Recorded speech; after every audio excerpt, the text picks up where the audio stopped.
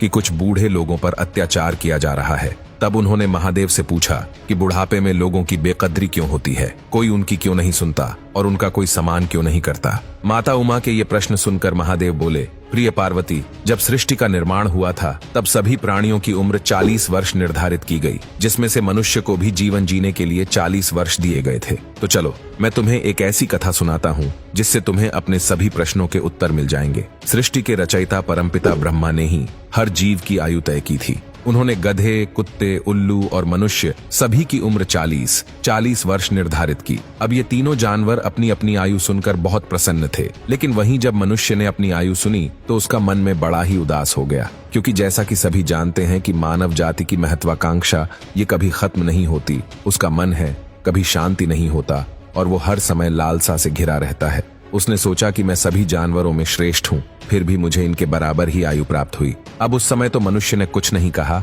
और वो सभी वहां से चले गए। फिर कुछ समय बाद गधा भगवान ब्रह्मा के पास पहुंचा और कहने लगा, है प्रभु, आपने मुझे इतनी ज्यादा उम्र क्यों दी? मैं 40 वर्षों तक मनुष्य का बोझ उठाता रहूंगा। मुझे 40 वर्ष तक नहीं जीना, इसीलिए कृपा कर आप मेरी उम्र कम कर दें और केवल मुझे 20 वर्ष की आयु प्रदान करें।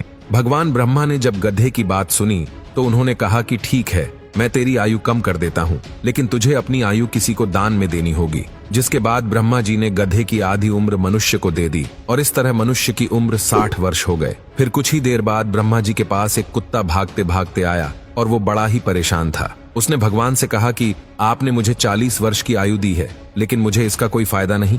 मैं तो केवल इंसानों के घरों की रेख देख करता हूँ, लोगों का झूठा खाता हूँ और रात भर भौंकता रहता हूँ, लेकिन मुझे सुनने वाला कोई नहीं। इसीलिए अब ऐसा करे कि मेरी उम्र 20 वर्ष तक घटा दें। भगवान ब्रह्मा ने कुत्ते से कहा कि ठीक है, और इस तरह मनुष्य की उम्र 20 वर्ष और बढ़ गई और ऐसे मनुष्य की आयु कुल 80 वर्ष हो गई। फिर वहीं थोड़ी देर बाद उल्लू भी आया और वो भी बड़ी ही परेशान अवस्था में था। वो ब्रह्मा जी से रोते हुए कहता है कि प्रभु, आप मेरी उम्र भी कम कर दें।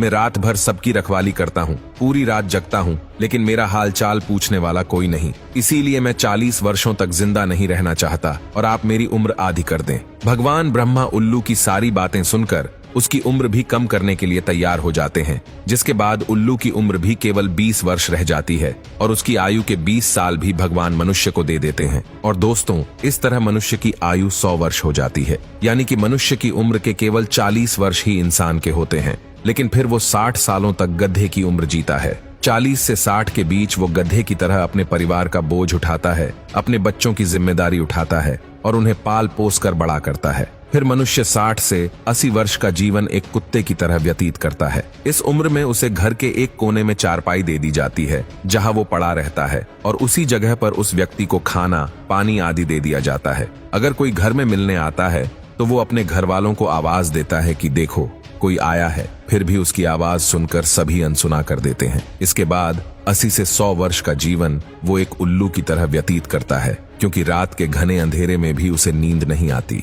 इस उम्र में ना तो वो चिल्ला सकता है और ना ही किसी को बुला सकता है। वो बस एक उल्लू की तरह टुकुर टुकुर देखता रहता है और ऐसा करते करते एक दिन उसका जीवन समाप्त हो जाता है।